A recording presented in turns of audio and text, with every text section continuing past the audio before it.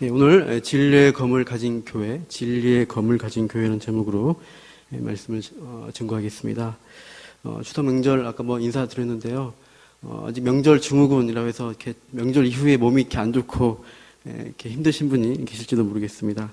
어렸을 적에는 명절이 마냥 좋았죠. 어디 여행 가는 것 같았고 음식 먹고 또 주머니에 용돈이 이렇게 생기니까 좋았습니다. 어른이 되면서는 명절이 좀 부담이 돼요. 빨리 운전해서 가야 되고 피곤하게 하고 계속 뭔가 일해야 되고 또 어르신 눈치를 집안 어른 눈치 봐야 되죠. 또 가만히 있으면 안 되고 음식 장만해야 되고 피곤합니다. 특히 여자분들은 요리하실 때 이제 칼질도 많이 하실 텐데 오늘 말씀이 칼과 관계도 있어서 제가 얘기를 했습니다. 칼 하면은 왜 떠오르는 이미지가 필요한 것입니다. 하지만 반면에 그게 굉장히 위험한 느낌을 줍니다. 혹시 이번 추석에 칼질 하시다가 혹시 베신 분 있으세요? 손가락은 베신데. 혹시 그럴 수도 있습니다. 지금까지 살아오시면서 한 번도 칼에 베본 적이 없는 사람이 거의 없을 거예요. 그죠? 한 번도 안 베본 사람이 있다면 굉장히 뛰어난 사람인데, 거의 다 한 번씩은 베입니다. 칼에 한 번 제대로 베일 때 어떤 느낌을 받으셨습니까? 한번 옛날에 기억해 보세요. 한 번 착 베이면, 소리가 납니다. 진짜 아프기 때문에 아픈 거예요. 그리고 하면서 그 쓰라림, 입으로 다 표현되고 있어요. 그런, 절로 아프고 쓰라린 느낌을 그 칼에 베었을 때 우리가 받게 됩니다. 제가 중학생 때 칼질을 멋지게 하겠다고 사과를 쫙쫙 뱄어요. 이렇게. 겁도 없이 베다가 이제 사과 껍질을 베야 되는데 제 엄지손가락을 뱄어요. 그래서, 이제 지금도 그 흉터가 남아 있습니다. 정말로 아프더라고요. 저의 피 같은 피가 계속 흘러나오는 거예요. 이걸 쥐고, 진짜 아프다. 이거 어떻게 하냐. 이러면서 이제, 했던 기억이 나는데, 그 순간에 저의 생각, 저의 마음, 저의 중심이 어디를 향할까요? 그 손가락, 아픈 부위만 향하고 있습니다. 제대로 아파보신 분들, 아픔을 경험하신 분들은 그 아픔의 느낌을 아실 거예요. 온 몸의 신경이 거기로, 그 고통 가운데로, 그 부위로 가는 것입니다. 폴 브랜드라는 의사이자 선교사가 고통이라는 선물의 제목으로 책을 썼습니다. 고통을 반기는 사람은 없다. 하지만 고통이 얼마나 우리에게 유익하고 좋은 것이냐를 그 책에서 이제 이렇게 제시합니다. 고통을 못 느끼는 나병 환자가 더 불행한 것이라는 것이에요. 그래서 나병 환자가 손가락이나 발가락이 뭉개져 없어집니다. 나중에 왜 그렇게 되느냐? 나병 병균 때문에 그렇지 않다는 거예요. 그분이 관찰한 바로는 나병 병균은 우리 피부의 고통의 감각을 없애줍니다. 그래서 다쳐도 그 나병 환자는 계속해서 그 손 다친 부위를 쓰는 거예요. 그러니까 손이 점점 검고 감염돼서 이렇게 나중에 절단하게 되는 것입니다. 그래서 이제 손이나 발이 뭉그러진다는 것이에요. 반면에 정상인들은 고통을 느끼기 때문에 다치면은 절대 그 다친 부위를 함부로 쓰지 않습니다. 보호합니다. 꽁꽁 싸매고 쓰지 않습니다. 그래서 그 부위가 회복이 될 수 있도록 하는 것입니다. 이 고통이라는 감각은 결코 길들여지거나 둔해지지 않는다고 합니다. 우리가 후각은 예로 들면 우리가 혹시 누가 이제 방구를 이렇게 끼잖아요. 그리고 발냄새나는 어디 방에 들어가잖아요. 1분 있으면은 모릅니다. 같이 동화돼 버려요. 우리 코가. 그래서 둔감해지는 것이 있습니다. 제가 처음에 안경을 쓸 때 코가 굉장히 실룩거리고 눈도 아프고 했어요. 근데 지금은 안경이 코에 걸렸는지도 모르겠어요. 그래서 여러분 안경 쓰신 분들은 세수할 때 보면 안경 쓴 채로 세수한 경우 많이 있을 거예요. 그러니까 그 정도로 우리 피부의 감촉도 촉감도 둔감해집니다. 그러나 고통의 이 감각은 결코 길들여지지 않는다. 손가락이 좀 잘렸다. 그러면 처음에 아프다가 나중에는 안 아파지지 않습니다. 계속 아픕니다. 빨리 치료 안 하면 계속 아파요. 피 많이 흘리면 죽어요. 그래서 나을 때까지 엄지손가락 건들지도 못하게 하는 것입니다. 그러면서 고통은 무엇을 우리에게 신호를 줍니까? 가장 중요하고 긴급한 일부터 처리하라 라는 신호를 우리에게 주는 거예요. 그래서 가장 중요한 것이 무엇이냐? 온몸으로 경험하게 하는 것입니다. 온몸이 다 아프죠. 그래서 오늘 본문의 12절에 예수님이 이렇게 말씀하십니다. 12절 같이 읽어보겠습니다. 시작. 버가모 교회 사자에게 편지하라. 좌우에 날선 검을 가지신 이가 이르시되, 예수님이 좌우에 날선 검을 가진 분으로 묘사돼요. 이제 우리가 쇠로 된 칼에 베어본 경험을 얘기했는데, 우리가 주님의 입에서 나오는 검, 말씀의 검이죠. 말씀의 검에 베어본 기억이 있으신가요? 말씀으로 찔림받고 이렇게 살면 안 되지라는 그러한 마음의 영적인 어떤 그런 어떤 각성이라든가 게임 이런 것도 있어야 됩니다. 혹시 우리가 지금 가물가물한 상태에 있다. 그렇다면 우리가 이 시간에 또 말씀의 검을 통해서 깨어나야 합니다. 말씀의 검에 우리가 베이고 찔리면 우리 영혼의 정신이 바짝 듭니다. 죽어있던 잠자고 있던 영적 감각이 살아나게 되고 그래서 우리가 더 하나님 앞에 신앙생활을 하게 되는 것이에요. 오늘 이 시간에 또 앞으로 우리가 신앙생활을 하면서 이 말씀의 검에 베이기를 사모하시는 저와 여러분 되시기를 소망합니다. 그래서 예수님께서 이 버가모 교회를 향해서 어떻게 나오시느냐, 말씀의 검, 좀 무시무시한 검객과 같은 모습으로 다가오십니다. 왜 그렇게 다가오시느냐? 니들이 지금 하고 있는 중에 중요한 우선순위를 놓치는 일들이 있다. 그것 좀 정신 차리고 진짜 다시 돌아와야 된다라고 경고하시는 말씀이에요. 사실 우리 시대에 깨어있지 못한 경우가 참 많이 있습니다.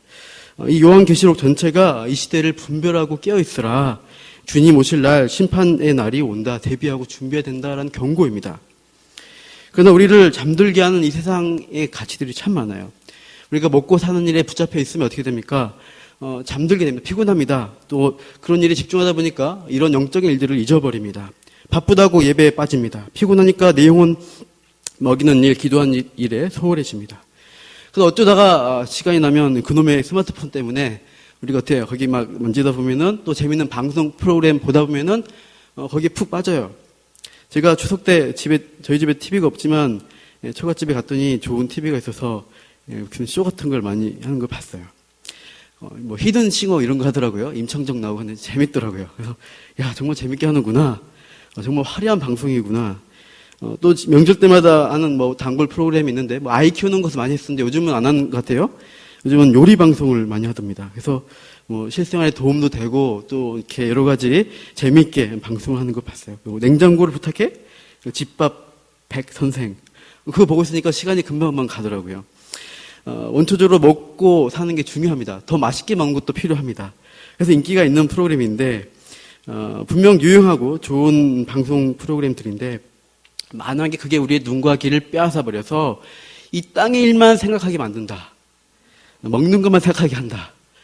그러면 우리에게 신앙적인 유혹의 요소가 됩니다. 내용 자체는 건전합니다. 화려하게 잘 만들어진 그 프로그램들에 우리 마음이 뺏겨 버린다 그러면 우리가 뺏겨 버리면 그것이 이제 우리에게 신앙적으로 조심해야 될 일이라는 것이에요. 버가모 교회가 종교적으로 문화적으로 그들의 눈과 귀를 빼앗는 것들이 참 많이 있었습니다. 그런데 버가모 교회는 그 가운데서 믿음을 지키는 교회로 세워졌습니다. 오늘 본문에 보시면 주님이 그것을 칭찬하셔요. 그러나 동시에 그럼에도 불구하고 책망받을 일이 있다라고 또 꾸짖습니다. 오늘 우리 교회 또 성도들에게 어떤 칭찬, 어떤 책망을 주시는가, 또 어떤 소망을 주시는가 오늘 제가 나누고자 하는데 먼저 칭찬의 말씀 13절입니다. 같이 읽어볼게요. 시작. 내가 어디에 사는지를 내가 아노니 거기는 사탄의 권자가 있는 데라. 내가 내 이름을 굳게 잡아서 내 충성된 증인 안디바가 너희 가운데 곧 사탄이 사는 곳에서 죽임을 당할 때에도 나를 믿는 믿음을 저버리지 아니하였도다. 예, 무슨 말입니까? 버가모 교회가 무슨 일을 당했습니까? 큰 환난을 겪었어요. 누군가 안디바라는 교회 지도자 한 명이 죽임을 당하는 큰 박해를 경험했는데 그 교회의 성도들이 그럼에도 불구하고 신앙을 굳게 지켰다는 것입니다. 13절 잘 보면 버가모 교회가 있는 환경을 묘사하고 있습니다. 너희들이 사는 곳이 어디냐라고 했을 때 그것을 예수님이 아신다고 하면서 그것이 뭐예요? 사탄의 권자가 있는 곳이다. 또 그 안디바가 순교당한 그곳이 바로 사탄이 사는 곳이다. 이렇게 말씀하고 있습니다. 이게 무슨 뜻인가? 사탄의 권자, 권력의 자리라는 뜻이 되겠는데요. 사진 한번 제가 준비했습니다. 한번 보여주십시오. 버가모 교회 지금 도시가 지금 이렇게 저 위에 언덕에 보시면 꼭대기 쪽에 저기 300m 좀 넘는 언덕인데 지금 터키에 있는 이제 밑에 도시, 지금은 밑에 있는 도시예요. 위에 이제 언덕 위에 있는 도시입니다. 넘겨보십시오. 공중에서 찍은 사진인데 이렇게 하늘 위에서 보면 이렇게 뭔가 경기장 같은 거, 신전터 같은 게 남아 있죠. 넘겨보시면. 또 옆에서 보면 저 중간에 도시의 언덕이 제일 중간에 신전이 있는데 저기 터가 있는데 저게 제우스 신전 터입니다. 넘겨보시고 이런 터들이 남아 있습니다. 이렇게 기둥 옛날 그리스식 넘겨보십시오. 또 나왔네. 넘겨보십시오. 이렇게 옛날에 이 건물들이 이렇게 생겼을 것이다 라고 해서 모형으로 만든 것입니다. 그리고 넘겨보시면 이 버가모에 있는 신전이 이제 있었어요. 좀 이렇게 유적이 있었는데 독일이 이제 2차 대전 때 지배하면서 자기들 나라 박물관을 다 뜯어가요. 돌을 다 잘라가지고 자기 나라 가져가서 베를린에 가보면 이 버가모에 있던 신전 유적들을 다 자기 박물관에 모셔놨어요. 돈 많이 벌고 있는데 저렇게 생긴 게 제우스 신전입니다. 저걸 이제 재현을 해놨습니다. 이런 식으로 버가모 이 도시 자체가 신전이 6개 넘는 참 많은 신들을 섬겼습니다. 그래서 제우스 신, 아테네 여신도 섬겼고요. 그다음에 또 디오니소스, 지금 우리 바커스를 하는 수레 신도 섬깁니다. 그리고 또 로마 여신도 숭배하고 있고요. 아스클레피온이라는 어떤 또 의료의 신, 치료의 신을 또 숭배했다고 합니다. 여러분 엠블러스 뒤에 보시면 어떤 그림이 있는 거 보셨어요? 유심히 보시면 발견하게 될 텐데 엠블러스 뒤에 문 이렇게 양쪽으로 열리잖아요. 거기에 그림이 붙어 있습니다. 뭐가 붙어 있는지 아십니까? 어떤 동물인지 아십니까? 유심히 보세요. 뱀이 있어요, 뱀. 저는 그 그림을 보고 나무에 뱀이 이게 감겨 있거든요. 아, 모세의 지팡이구나, 노뱀이구나 생각했어요. 근데 이거 보면서 그게 아니라 그리스 신화의 의학의 신, 치료의 신 아스클레피온의 상징입니다. 지팡이를 뱀이 감고 있는 모습이에요. 이제 최초의 병원 같은 개념인데 그런 것들이 이 버가모에 많이 있었어요. 그래서 이 유적지를 발굴하다가 뱀 형상이 나오면 거기가 옛날에 병원이었다라고 생각할 수 있습니다. 하여튼 이러한 정치, 경제, 종교, 문화적으로 굉장히 어떤 그리스 신들, 이교 문화가 발달된 도시였습니다. 그러니까 그 도시가 언덕에 이렇게 많은 신전을 쌓고 있기 때문에 딱 보기 어때요? 높은 잘 보이는 자리에 사탄 어떤 우상들 숭배하는 많은 신들을 보면서 저희가 사탄의 자리다, 사탄의 권력이 있는 자리다라고 생각이 드는 것입니다. 그래서 예수님 이렇게 표현을 하시고 있어요. 종교, 문화, 경제, 정치적으로 기독교 신앙생활이 굉장히 불리한 도시입니다. 이 버가모에서, 그렇지만 이 버가모에도 복음이 전해졌습니다. 그리고 그 사람들 중에 예수님을 구주로 고백하는 사람들이 이제 교회를 이루고 예배를 드리며 신앙생활을 했습니다. 아주 많지는 않았을 것입니다. 왜냐하면 예수님 믿는 것이 그 도시에서는 아주 어려운 일이었기 때문이죠. 소수의 사람들이 서로 격려하며 신앙을 지켜나갔죠. 그러나 이 버가모 교회에 시련이 닥치게 되는 게 황제 숭배입니다. 로마의 황제가 내가 신이다, 이제부터 나를 신으로 숭배하라라는 칙령을 내리게 됩니다. 첫 번째 도시가 서머나, 지난번에 또 서머나의 첫 번째 황제 숭배했던 신전이 세워지게 되고, 그 다음에 이 버가모의 그 황제 숭배의 우상이 가장 꽃을 피우게 됩니다. 가장 큰 신전, 가장 화려한 신전을 로마 황제의 이 흉상을 만들어 놓고 거기에 앞에 가서 이렇게 하라는 거예요. 황제는, 로마 시저는 우리의 주님이시다. 퀴리오스, 주님이시다. 이렇게 고백하라는 거예요. 그 한마디만 하면 통과해요. 로마에 대한 충성심 보여달라는 것입니다. 정치적으로, 종교적으로 그런 걸 요구했습니다. 그러나 버가모 교회 교인들은 그 고백을 할 수가 없는 거예요. 그들의 주님은 예수 그리스도이시기 때문이에요. 대표로 지도자인 안디바가 황제의 흉상 앞으로 그 신전 앞에 잡혀갔습니다. 어서 시저가 주님이시다라고 고백하라 명령하는 것이에요. 그 말 한마디만 하면 안디바는 풀려날 수 있었는데 그는 그렇게 하지 않은 것입니다. 예수님만이 나의 주님이십니다라고 고백하면서 결국 죽임을 당하게 되었어요. 쉽게 말만 한마디만 하면 타협하고 살 수 있는 길이었는데 안디바는 진리는 타협할 수 없다 하면서 정말 거룩함을 지키며 믿음 때문에 죽임을 당했습니다. 앞서 서머나 교회에도 그런 황제 숭배를 강요당하면서 유명한 서머나 교회 담임 목사였던 폴리캅도 순교당해 죽습니다. 지난 주일날 목사님이 말씀하신 것 같은데요. 지금이라도 예수를 모른다고 하면 당신을 놓아주겠어. 하지만 나는 예수를 믿는 사람이요 절대 그분을 모른다 할 수 없어. 이렇게 답합니다. 그러면 딱 한 번만 이 황제 흉상 앞에 딱 한 번만 시저는 주님이시다 고백하고 그 다음부터 마음대로 하시오라고 이제 타협안을 제시합니다. 총독이 제시했는데 그분은 이렇게 고백하는 거죠. 나는 이제까지 86년간 그분을 섬겨왔지만 그분은 한 번도 나를 모른다 하지 않으셨어. 그런데 이제 어떻게 이제 와서 내가 그분을 모른다 할 수 있겠어. 어서 나를 죽이시오. 그래서 천천히 죽는 건 싫다. 빨리 죽는 건 싫다. 불에 태워서 죽여라. 이렇게 해서 화형을 당하게 됩니다. 이렇게 서머나 버가모 교회 담임 목사였던 안디바 폴리캅 크나큰 박해 앞에서 자신의 정절을 지키고 신앙의 절개 가운데서 죽임을 당합니다. 그리고 교인들도 그 지도자를 따라서 신앙 고백을 지키는 것이죠. 그래서 예수님이 잘했다 하고 칭찬을 해주시는 장면이 13절에 나옵니다. 우리나라는 어떻습니까? 일제시대 일본 천황이 내가 신이다 이렇게 했죠. 그래서 신사 앞에 와서 그 신앙 고백을 요구했습니다. 절어라 고백했죠. 그때 참 많은 기독교인들이 잘못된 목사님들이 총회하면서 이렇게 결의를 했죠. 그래서 통과시켜서 배교 행위를 많이 하게 됐습니다. 그러나 또 주기철 목사님 몇 분들은 이제 끝까지 거부하다가 죽임을 순교를 당하시게 되었어요. 하여튼 이 신앙의 큰 위기 가운데 우리가 큰 싸움을 해야 될 시기가 또 올 수 있다고 생각합니다. 준비를 해야 되지 않을까 생각합니다. 그런데 오늘 본문에서 예수님이 더 크게 중요하게 말씀하신 부분이 두 번째로 책망이라는 것입니다. 한 절만 칭찬했는데 세 절에 걸쳐서 책망을 하시고 있습니다. 14절에서 16절 보시면 너희에게 두 가지 책망할 일이 있다라고 예수님이 말씀하셔요. 그게 뭐냐 하니까 발람의 교훈을 지킨 자들이 있다라고 지적하십니다. 발람의 교훈, 신명기 22장에서 25장에 나온 사건입니다. 이스라엘 민족이 가나안 땅 들어가기 전에 모압 평지에서 있을 때 모압 왕이 어떻게 해요? 발람이라는 어떤 그 선지자 같은 사람을 불러서 이스라엘 민족을 저주하라고 합니다. 그러나 그가 높은 산 꼭대기에서 이스라엘 민족을 볼 때 세 번이나 시도하지만 계속 축복의 말이 나올 수밖에 없는 거예요. 하나님이 축복하시는데 내가 어떻게 저주하느냐? 그러나 이 발람은 모압 왕 발락이 제안하는 물질에 눈이 어두워서 이까지 왔던 거거든요. 그러니까 가면서 그냥 가지 않고 그 물질을 받아낼 생각에 계략 한 가지를 알려주게 됩니다. 그게 뭐냐? 모압 여자를 통해서 그들을 미혹시켜라라는 것이에요. 그래서 발람이 그 불의의 삭스로 계략을 알려주어서 모압 왕들이 어떻게 해요? 모압 여자들을 예쁘게 치장해서 이스라엘 남자들에게 이렇게 보여주게 됩니다.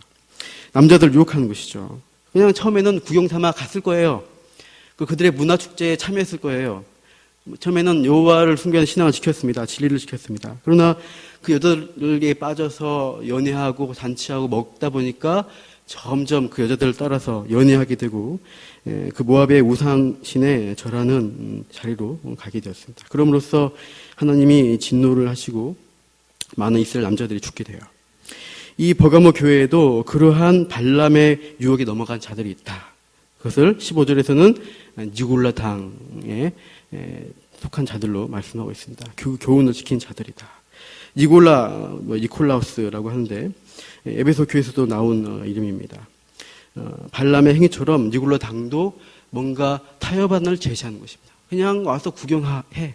괜찮아. 너희가 신앙을 마음으로 지키면 됐지. 몸만 잠깐 왔다 가면 되지. 이렇게 유혹을 하게 됩니다.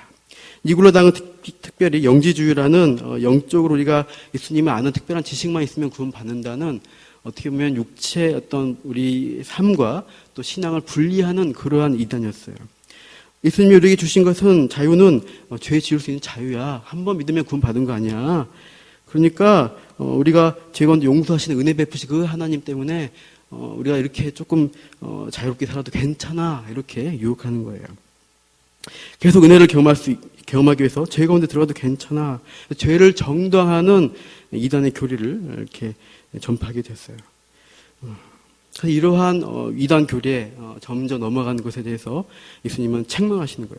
큰 위기 앞에 너희들이 잘 싸웠어. 박해를 잘 이기고 순교 보면서 믿음을 지켰는데 사소한 문제 조금 그 자리에 신전 앞에 가는 것, 그냥 그 연회에 참석하는 것, 그런 것에부터 점점 이 일부 버가모 교회 교인들이 넘어간 것입니다.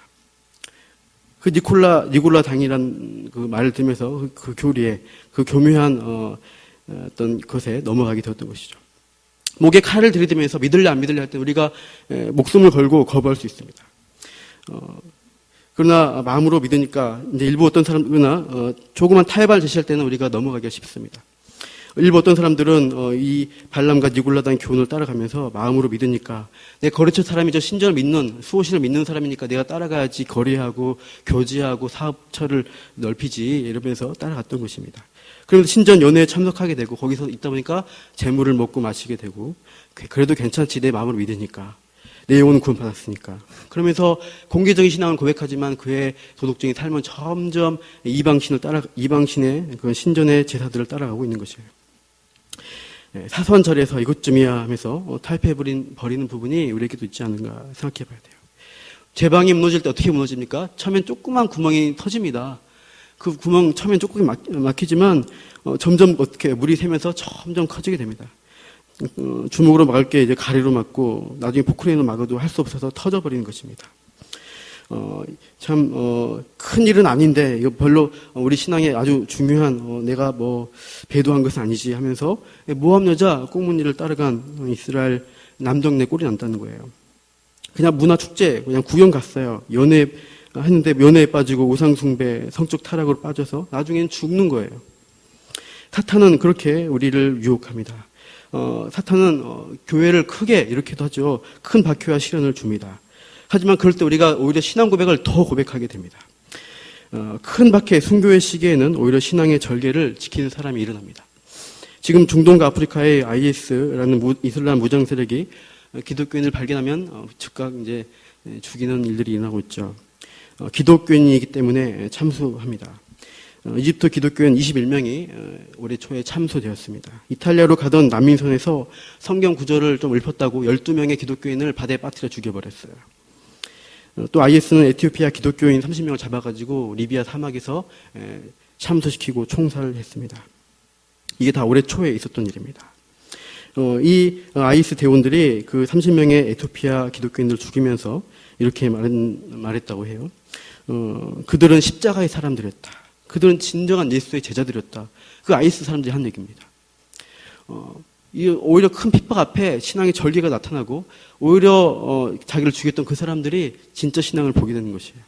콥트 교도 아까 21명 죽었다고 했는데 그 이후에 성경 찾는 사람들이 폭주했답니다. 이집트에. 그래서 이집트 성서 공예 사상 최고로 일주일 만에 165만 군의 성경이 이렇게 막 배부됐대요.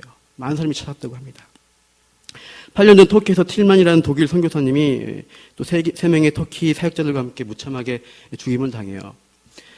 터키는 0.0075%라는 6,000명, 정말 가장 적은 비율의 기독교인을 가진 나라입니다. 98%가 이슬람 사람들이에요. 그래서 절대 자기를 오픈하지 않는 그런 분위기였는데 이 틸만 선교사님이 죽었을 때 이 절대 소수였던 기독교인들이 다 들고 일어났어요. 피켓 들고 나도 죽여라, 나도 기독교인이다 죽여라 하고 수천 명이 거리로 흩어져 나왔습니다. 터키 사회에 큰 충격을 줬다고 합니다. 이렇게 박해가 오히려 심하게 일어날 때는 신앙의 순결이 오히려 드러나게 됩니다. 칼로 자르듯 신앙이 분명하게 나타나게 됩니다. 그래서 사탄은 이 전략도 쓰지만 오히려 사탄이 더 많이 쓴 전략은 뭘까요? 교묘하게 하는 것입니다. 대놓고 하면 오히려 신앙이 부릴 때 일어나니까 교묘하게 속입니다. 사탄은 너무 뻔한 거짓말, 공공연한 거짓말을 해서는 사람들을 속이지 못한다고 해요. 진실을 약간 뒤트는 거짓말을 통해서 사람을 살금살금 유혹합니다. 하와에게 접근할 때 어떻게 유혹합니까? 하나님 말씀을 가지고 조금 바꿉니다. 하나님이 참으로 동산의 모든 나무 실과를 먹지 말라고 하시더냐 이렇게 말 바꿔요. 모든 것은 아니었잖아요. 그러니까 하와가 동산 나무 중앙에 있는 실과만 먹으면 죽을까 한다. 이렇게 좀 말씀이 조금씩 바뀌게 되면서 죽지 않는다라는 거짓말을 이제 하게 됩니다. 그렇게 해서 그 교묘한 거짓말에 하와와 또 아담이 넘어가게 된 것입니다. 사탄은 사소한 유혹과 타협으로 우리를 멸망의 자리로 유혹하게 됩니다. 그것이 점점 조그만 사소한 것이었는데 쌓이다 보면 커지게 되고 그것이 결국 나의 진리, 나의 신앙을 넘어지게 합니다. 우리 대한민국 정부가 만약 우리 남문교회 본당 폐쇄하겠다, 예배 금지다 이렇게 정책을 선포해요. 그럼 어떻게 할 것 같아요, 여러분? 전부 다 머리띠 두르고 나가서 데모할걸요? 네, 충분히 할 수 있습니다. 누구 한 명 돌아가시면 대놓고 이제 막 우리도 할지 몰라요. 그러나 그래서 예배 사수, 헌금 봉사, 보이는 것들, 우리가 큰 것들을 잘 지킬 수 있습니다. 그러나 문제는 사탄의 공격은 보이지 않는 조그만 것, 사소한 것, 거기로부터 우리를 타협시키고 유혹하고 넘어지게 합니다. 여러분, 개구리를 이렇게 뜨거운 물에 넣어서 삶아 죽이는 방법이 있어요. 뜨겁게 끓였을 때 개구리를 집어넣으면 개구리는 튀어서 도망가서 살아납니다. 개구리를 죽일 때 어떻게 해요? 찬물에 넣습니다. 약간 미지근하게 넣습니다. 그럼 개구리가 몸이 쫙 풀어지면서 이렇게 몸을 쫙 이렇게 간드러지게 이렇게 잠을 잡니다. 그래서 불을 싹 이렇게 올리면 점점 온도가 올라지지만 점점 시원해 이렇게 하면서 이제 누워 있는 거예요. 그러다가 완전히 삶아져서 죽는 것입니다. 사탄은 우리를 그렇게 개구리처럼 삶으려고 해요. 우리가 깨어 있어야 돼요. 이거 뜨거워지면 죽는구나 이거 알아야 되는 거예요. 예수님이 이렇게 말씀하시죠. 16절 같이 읽어볼게요. 16절 시작. 그러므로 회개하라. 그리하지 아니하면 내가 내게 속히 가서 내 입의 검으로 그들과 싸우리라. 회개하라. 조그만 구멍에서 큰 구멍으로 자꾸 들어가고 조그만 길을 따라 좀 넓은 길로 자꾸 가다 보면은 안 된다는 거예요. 멈추라는 거예요. 지금 간절해서. 회개는 뭡니까? 돌아오라. 정신 차리고 돌아서라. 이런 말씀이에요. 여러분 다니엘이 바벨론에 처음 갔을 때 처음부터 난 고기 금지 아무것도 안 먹어 한 게 아니에요. 아마 처음부터 고기와 진미를 거부하지는 않았을 것 같아요. 그저 처음에 포로로 힘없이 잡혀갔을 때 주는 대로 먹었을 것입니다. 살아야 되니까요. 바벨론 언어를 배우라 그러니까 열심히 언어를 공부했을 것이에요. 학문을 공부하라. 또 바벨론에 또 여러 가지 궁중 예법을 배우라. 바벨론 사람이 되어야 한다. 그 과정을 겪고 있었어요. 그러다가 다니엘이 보니까 정신 차려 보니까 이대로 가면은 하나님에 대한 신앙 잃어버리고 하나님 백성이 안 되고 바벨론 신의 백성이 될 것 같은 거예요. 이대로 가면 나는 완전히 하나님 잊어버리겠구나. 이방 사람 되겠구나. 그래서 이후상에 들어진 이 재물 지금부터 거부한다. 물과 채식으로 하나님 앞에 숨기는 백성으로 다시 회복되겠다. 그런 결단을 내리게 된 것입니다. 다니엘은 뜻을 정하여 라고 말하고 있어요. 뜻을 딱 정했어요. 어느 순간에 정하는 거예요. 그래서 내가 더 이상 가면 죽지 안 되지. 정신 차리고 돌아서는 것입니다. 세상 일에 몰두하다가 잘못하간 내가 죽겠구나. 그런 긴장감이 우리에게 필요합니다. 결단이 필요하다는 거예요. 만약 우리가 계속 유혹받아서 뜨끈함이 너무 좋아서 계속 있다가 점점 그 길로 가버리면 어떻게 돼요? 주님이 우리에게 어떻게 하신다 그러죠? 16절 하반절에 주님이 이렇게 하시죠. 내 입의 검으로 그들과 싸우리라. 내가 주님 편인 줄 알았는데 내가 주님의 반대편, 악한 자의 편에 내가 서 있는 것입니다. 나도 모르게 서 있게 되는 것이에요. 주님의 검의 심판을 받는 자리에 가지 않도록 우리가 깨어나야 합니다. 깨어나서 돌아오라. 17절 귀 있는 자는 들으십시오. 성령이 교회들에게 하시는 말씀입니다. 성령이 시대마다 발람과 니골라당의 그 사소한 유혹, 조그만 유혹에 넘어지게 하는 그 성도들 향해서 들으라. 들을 게 있는 자는 들으라. 돌이키라라고 말씀하시고 있어요. 이 유혹들을 이길 수 있는 힘이 뭐냐? 주님이 우리에게 약속을 주십니다. 17절에 소망의 약속을 주시는데 같이 우리 17절을 한번 읽어보겠습니다. 시작. 귀 있는 자는 성령이 교회들에게 하시는 말씀을 들을지어다. 이기는 그에게는 내가 감추었던 만나를 주고 또 흰 돌을 줄 터인데 그 돌 위에 새 이름을 기록한 것이 있나니 받는 자 밖에는 그 이름을 알 사람이 없느니라. 이길 수 있는 힘, 주님께서 우리에게 뭔가 이기는 자에게 싸워서 계속 싸우고 이기는 자에게는 뭔가 두 가지를 주신다고 하시죠. 그게 뭡니까? 물건 같은 걸 말씀하셨습니다. 만나 그리고 흰 돌을 주시겠다. 어떤 약속을 하시고 있어요. 그 만나는 무슨 만나라고 하고 있습니까? 무슨 만나예요? 감추었던 만나입니다. 만나는 출애굽 백성들이 하나님이 강에서 아무것도 없는데 먹을 것을 하늘에서 눈에 보이는 어떤 이렇게 먹을 수 있는 것으로 보여주셨습니다. 근데 그 중에 하나님이 이 출애굽 모세에게 명령하시기를 그 많은 만나 중에 어떤 만나를 항아리에 담으라고 명령을 하셔요. 출애굽기 16장 32절에 이렇게 한번 찾아볼까요? 출애굽기 16장 32절 보십시오. 출애굽기 16장 32절. 그 감추었던 그 만나가 뭐냐 이걸 암시를 하는 말씀입니다. 출애굽기 16장 32절입니다. 같이 한번 읽어볼게요. 출애굽기 16장 32절 시작. 모세가 이르되 여호와께서 이같이 명령하시기를 이것을 오멜에 채워서 너희의 대대 후손을 위하여 간수하라 했습니다. 여기까지. 간수하라 되어 있습니다. 그 밑에 33절 보시면 모세가 아론에게 시키죠. 한 오멜을 담아서 요 앞에 두어 여기 대대로 간수하라. 한 오멜은 지금 말하면 한 2.3리터 정도 됩니다. 이렇게 큰 물통 큰 거. 그 정도의 양을 항아리에 넣은 거예요. 그 항아리를 어디에 넣었을까요? 언약궤, 하나님의 영원한 말씀이 있는 언약궤에다가 넣습니다. 아론의 쌍난 지팡이와 함께. 아마 그 만나는 썩지 않는 만나이지 않을까 생각이 들어요. 그래서 그 만나를 언약궤에 보관하고 뚜껑을 닫아요. 그 만나는 이제 감춰진 거예요. 볼 수가 없어요. 근데 그 만나는 영원히 하나님이 간수하는 만나로 특별히 지정하신 만나입니다.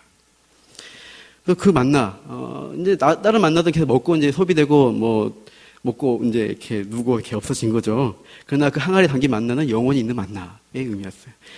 이제 여러분 16장 아까 32절 봤잖아요. 비슷한데 요한복음 6장 32절 보세요. 말씀 여기 쉽습니다. 출애굽기 16장 32절인데 요한복음 6장 32절에 비슷하게 나온 부분이 해석이 되어 있습니다. 요한복음 6장 32절 보셔요. 거기 보시면 이렇게 나오죠. 같이 읽어보겠습니다. 요한복음 6장 32절 시작. 예수께서 이르시되 내가 진실로 진실로 너희에게 이르노니 모세가 너희에게 하늘로부터 떡을 준 것이 아니라 내 아버지께서 너희에게 하늘로부터 참떡을 주시나니. 참떡은 아버지가 주시는 거야. 모세가 너에게 준 게 아니야. 잘 봐. 이렇게 하면서 35절입니다. 35절 시작. 예수께서 이르시되 나는 생명의 떡이니 내게 오는 자는 결코 줄이지 아니할 터이요 나를 믿는 자는 영원히 목마르지 아니하리라. 만나는 뭐예요? 감췄던 만나는 예수님이에요. 우리가 예수님을 먹는다는 거예요. 좀 표현이 이상하지만 예수님과 더불어 교제하고 하나됨을 누리고 그분 안에서 우리가 쉬는 겁니다. 안식입니다. 천국의 만나잔치, 어린 양의 그 신부의 그 결혼잔치처럼 거기서 예수님과 더불어 교제하고 즐거워하는 그 천국의 잔치가 어떤 예수 그리스도와의 만나를 의미하고 있어요. 그러면 흰돌은 뭘까요? 흰돌. 흰돌을 주는데 그 흰돌이 그 위에 이름이 있다, 새 이름이 있다라고 말씀하시는데, 여러분 이제 버가모에 많은 신전들 있잖아요. 신전들의 연회에 신전 창기들이 있습니다. 그들이 이제 시중도 들고 나중에 2차도 가고 하는 거예요. 흔히 하는 말로. 그러한 어떤 문화적 행사, 종교 행사에 초대합니다. 사람을 초대할 때 흰 돌을 주면서 그 위에다가 이름을 적습니다. 초대한 사람의 이름, 초대장을 주는 거예요. 귀빈을 초대해서 귀빈석에 앉으십시오. 이렇게 초대해서 그 사람을 반기는 거예요. 초대장으로 주었던 게 그 흰 돌이었어요. 그런데 예수님은 여기서 뭘 말씀하시는 거예요? 그 이방신에 들어가서 유혹에 넘어가고 신앙을 버리는 그 자리에 가지 말고 정말 끝까지 싸워 이기고 신앙을 지키는 자들에게는 내가 주는 흰돌 초대장이 있다. 거기에 그 초대받는 사람의 새 이름이 있는 거예요. 끝까지 신앙의 절개를 지킨 사람에게는 새 이름을 줄 것이에요. 아브라함이 아브라함이라는 새 이름을 받죠. 야곱이 이스라엘이라는 새 이름을 받죠. 우리도 그렇게 새 이름을 우리에게 주셔서 하늘나라 어린 양 천국 혼인잔치에 우리를 불러주시고 기빈석으로 초대하시고 함께 즐거워하는 시간들을 갖겠다라고 약속하시는 거예요. 예수님 우리를 최고의 잔치로 하늘의 잔치에 우리를 초대하시고자 합니다. 그러나 그 전에 우리가 세상의 잔치, 세상의 즐거움에 빠져버리면 넘어지는 거예요. 그런 사람에게는 흰돌, 그게 이기는 자에게 없는 것입니다. 감춰진 영생의 떡이신 만나신 예수님이 우리에게 최고의 행복, 만족이 되어주실 거라는 약속입니다. 그 약속 바라보면서 오늘 힘든 것들을 우리가 참는 것입니다. 여러분, 많은 믿음의 선조들이 참 어려운 가운데 믿음으로 살았어요. 이제 히브리서 보시면 이렇게 합니다. 또 어떤 이들은 더 좋은 부활을 얻고자 하여 심한 고문을 받되 구차히 풀려나기를 원하지 아니했으며 또 하나님이 우리를 위해 더 좋은 곳을 예비하셨은즉 이렇게 표현하고 있어요. 믿음의 선조들은 현재 어려워요. 하지만 더 좋은 곳이 미래에 있기 때문에 그 좋은 곳을 향해서 참고 그 소망 두면서 약속 믿고 살아가는 거예요. 그러면은 그것을 미리 당겨와서 누리고 성령께서 도와주시는 그 힘 가운데서 우리가 세상에 우리 유혹하는 것들과 싸우라는 것입니다. 여러분, 지금 내가 싸우고 있는가 잘 생각해 보세요. 저 멀리 있는 소망 바라보면서 내가 지금은 싸우는 시간이에요. 여러분, 물고기들을 보시면 살아있는 물고기는 어떻습니까? 살아있는 물고기는 가만 안 있습니다. 물이 흘러면 계속 거슬러 올라갑니다. 그러나 여러분, 힘이 빠져서 죽어가는 물고기는 어떻게 살아요? 그냥 물결 치면 물결 친 대로 흘러가고 그냥 계속 아래로 흘러가는 것이에요. 죽어가는 것입니다. 세상에 물결이 우리를 치고 있어요. 파도가 확 넘어뜨리려고. 사탄이 조금씩 교묘하게 우리를 흔듭니다. 크게 흔들면 크게 흔들 수도 있겠죠. 하지만 그때는 오히려 신앙의 운동이 일어나기도 하고 하니까 우리 어떻게 해요? 살살 꼬드깁니다. 그때 우리가 툭 쳐야 돼요. 앞으로 거슬러 올라가야 돼요. 이거 아니지. 분별해야 되는 것입니다. 우리가 오늘도 살아있는 신앙을 가졌다면은 오늘 싸워야 돼요. 내가 타협하고 있는 거 뭐가 있지? 생각해 보십시오. 그 자리에서 멈추셔서 회개하라, 돌아서라 하는 말씀 듣고 아니지, 여기서 결단하고 내가 다시 하나님의 순결한 신앙, 진리를 지키는 신앙으로 돌아가야지. 이렇게 여러분 결단하시는 우리 신앙 성도님들, 또 진리의 검을 가지신 우리 남문교회 되기를 축원합니다.